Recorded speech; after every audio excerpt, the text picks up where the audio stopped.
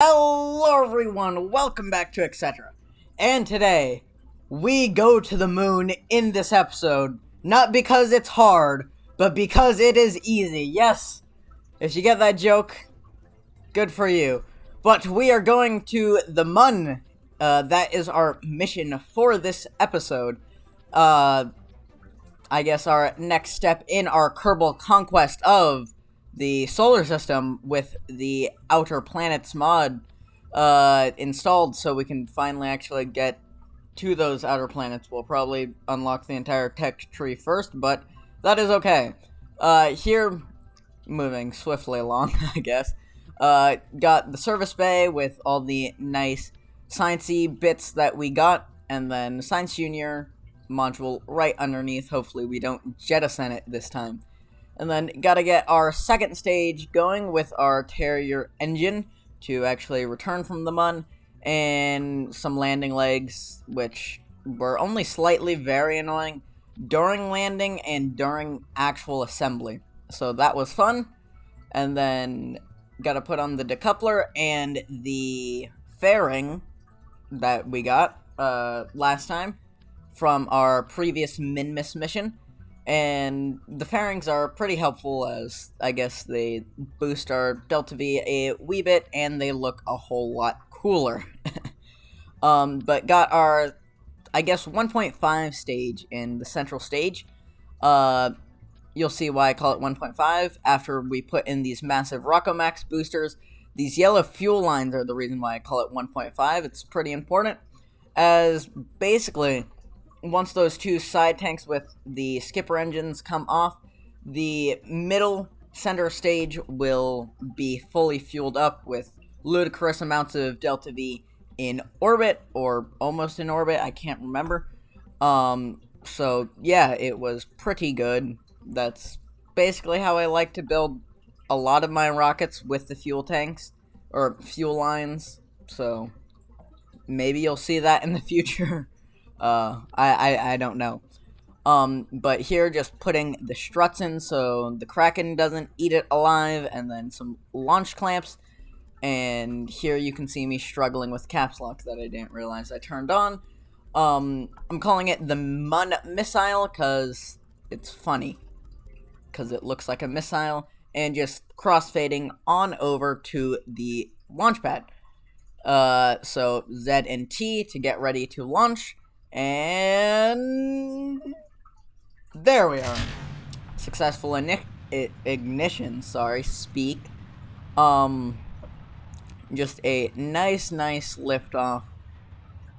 May take a wee bit, as, well, probably not as long. We have these massive skipper fuel tanks, or skipper engines on the big fuel tanks, lifting up the tiny little payload, so it went by decently fast.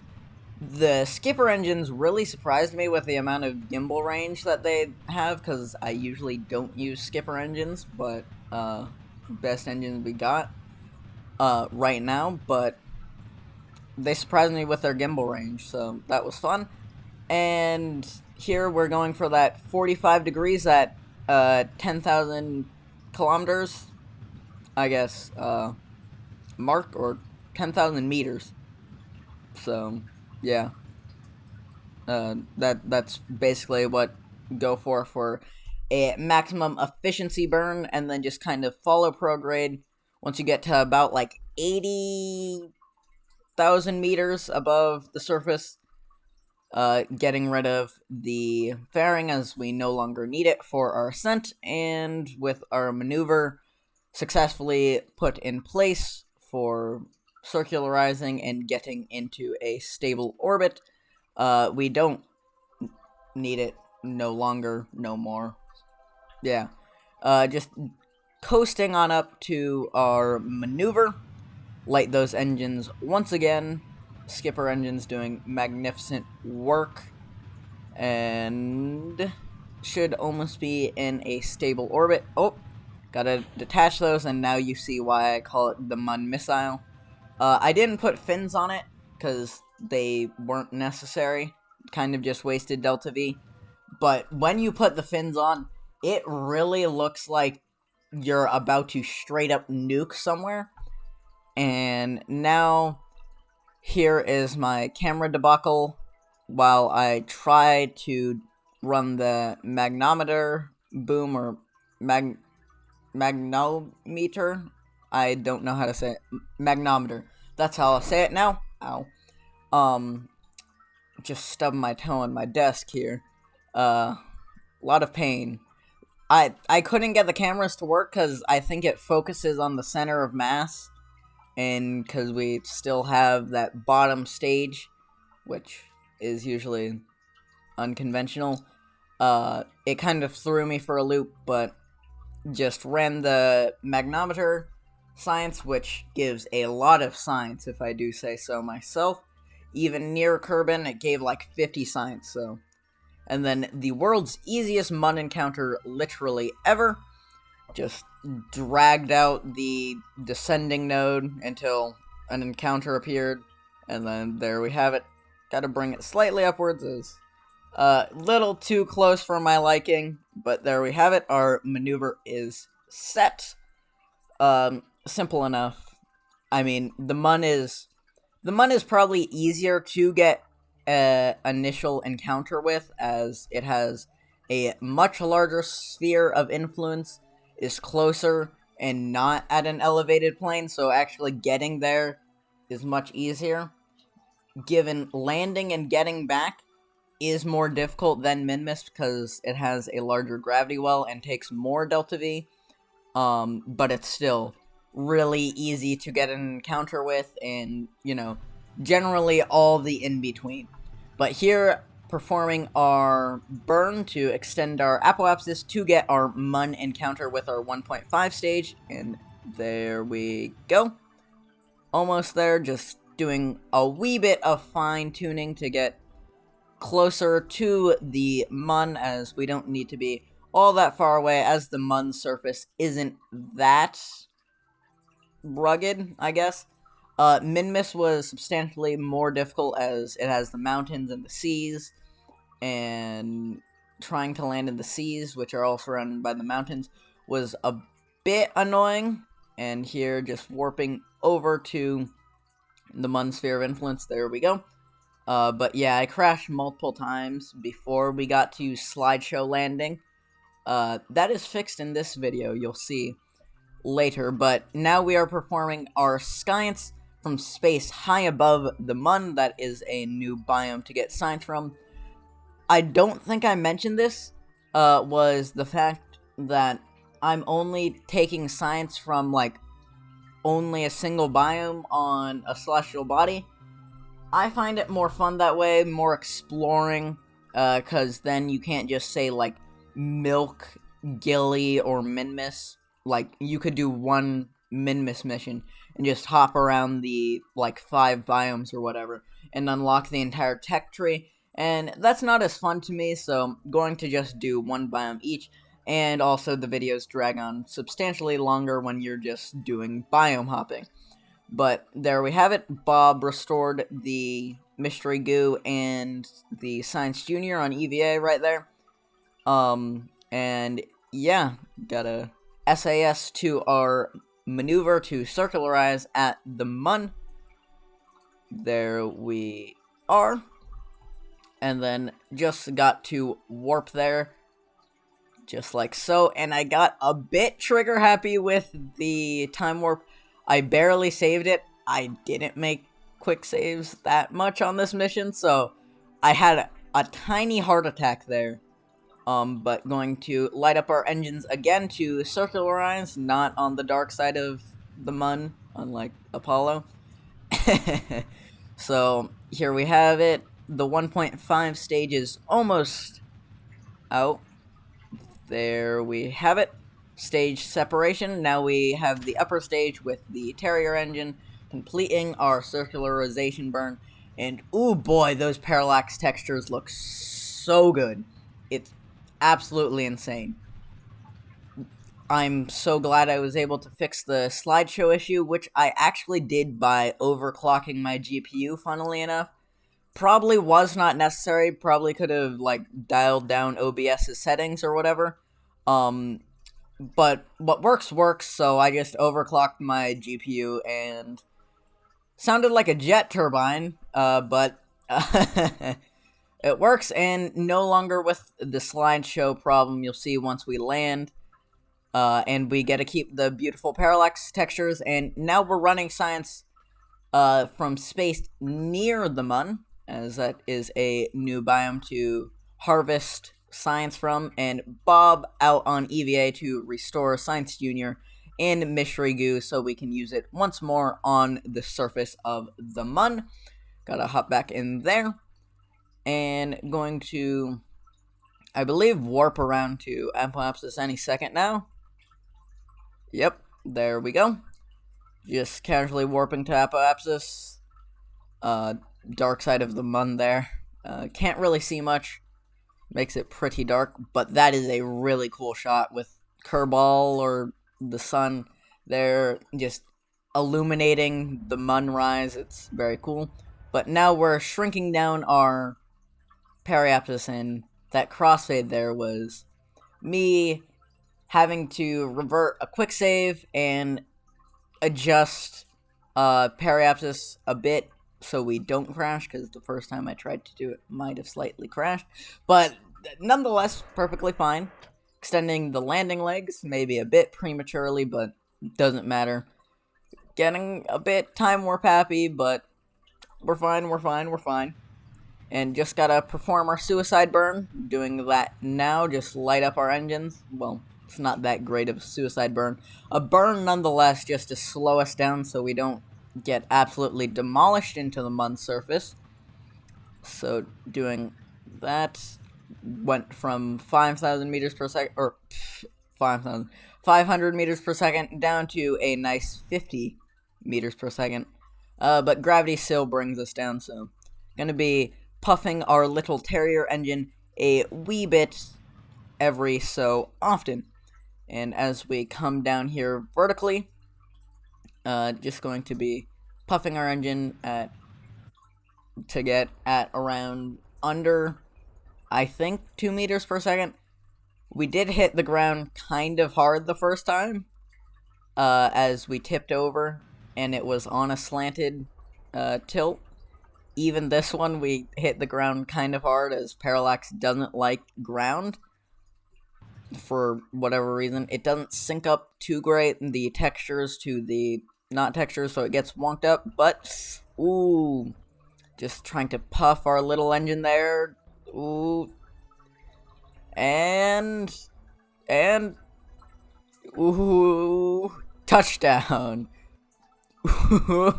Little shaky. Perfection. See, nothing ever went wrong.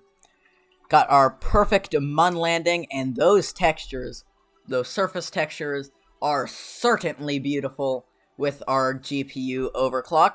But going to run our science from the Mun's surface now to just milk all that good science. Can finally run our seismometer for a crisp 100 science points.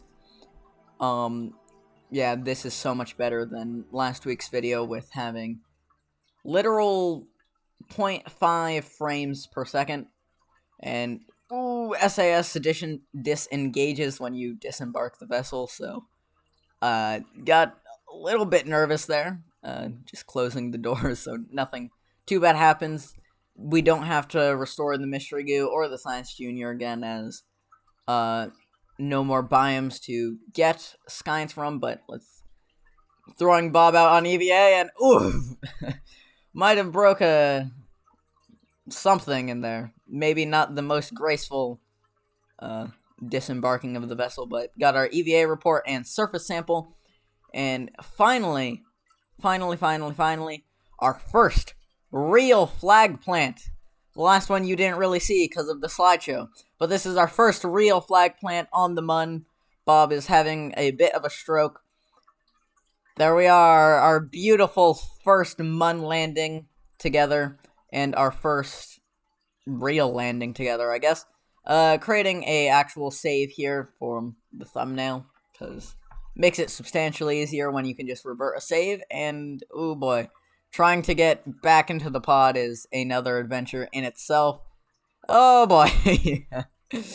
uh, Bob, good thing the Mun doesn't have as much gravity, because Bob might have gotten a bit of a concussion there. But gotta board the vessel once more, close those Science Junior doors. I don't know why I opened this. Oh yeah, to collect all the science data, put it in the science containment unit. And there we have it, ready to take off, and don't know what I'm doing here exactly. Oh, yeah. Ready to take off now, so we should just gun up our engine any second. And, ooh, boy. Don't worry. Perfect. Absolutely perfect.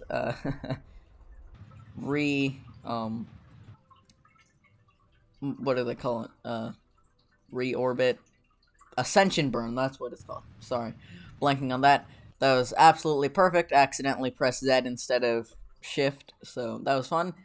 And just getting to about 25 kilometers or 25 meters above the surface, and then circularizing around the Mun. Gotta retract those legs for no other reason than it looks cooler, because it looks wonk with the legs out. And then circularizing here, as you do. There we have it. Now we are in orbit once again. And, tried to set Kerbin as target, then I realized it was completely pointless and dumb, and then made the maneuver on the wrong side. You're supposed to fire inwards, prograde, whatever. But finagling with the maneuver nodes to get an intersect with Kerbin's atmosphere, so we could do our re-entry nice and smooth. So I'm just kind of getting it around that 30,000 meter mark. Just kind of getting it in that ballpark. Yep, there we have it. Just kind of messing it with it a bit, and we got another Mun encounter, funnily enough. So if we blew past Kerbin's atmosphere, if it did not have an atmosphere, we would get another Mun encounter, which is kind of ridiculous. But going to, once again, fire up our little tiny Terrier engine to get into Kerbin's atmosphere. There we go, just fine-tuning it. There we have it. I might have done it a little too much. I think I might have accidentally ended up with like a 17,000 meter periapsis, but it's fine. Yep, I accidentally did it. It was fine. We didn't get turned into a nice quispy Kerbin, or Kerbal. But just warping all the way downtown to return to Earth, or Kerbin, sorry. There's Kerbin over there, and now we've left the Mun's sphere of influence, and now we just warp all the way. See, we would have got another Mun encounter, would have been kind of funny, and now we're back above Kerbin. Sorry, a bit fast-paced, still gotta get used to this commentary. But coming all the way in, just waiting for that 60,000 meter mark, and to detach, so we can have the heat shield to do the rest of the work. And there we go. Whoop. The lower stage is getting nice and toasty. Some nice fireworks above us, celebrating our re-entry home to Kerbin after our first actual successful mission without slideshows. So just fireballing down to the surface, doing a nice aerobrake. Surprisingly, we weren't coming in at like ridiculous speed, so it wasn't too bad. Like going 17,000 meter altitude periapsis was not as bad as I originally thought it would be. I thought we would be turned into Quispy Kerbal, but it's fine. And then I had a bit of a heart attack with the parachute here, as I wasn't sure what was happening. You'll see. I aim to, like, actually press spacebar to get, like, the small parachute, actually deploy it for the first time once we reach the clouds, as I do here. And then I got very anxious that the parachute was not deploying and then bumped it up a wee bit because I was having a heart attack. And there we go. And then now we can just drift down. Yeah, we were still at like 200 meters per second barreling down to the surface. And that scared me a bit. And there's kind of this hilly terrain here. So I just bumped it up a wee bit. Scatera looks beautiful, by the way. Just thought I'd mention that. Scatera makes everything look so good. And successful touchdown back on Kerbin. There we have it. Right in the hills, Midlands, I don't know what it's called, but crossfade over to our recovery. We got a nice 1,102 science points and Bob Kerman. But, of course, the science is much more important. Going into our R&D to unlock more of the tech tree.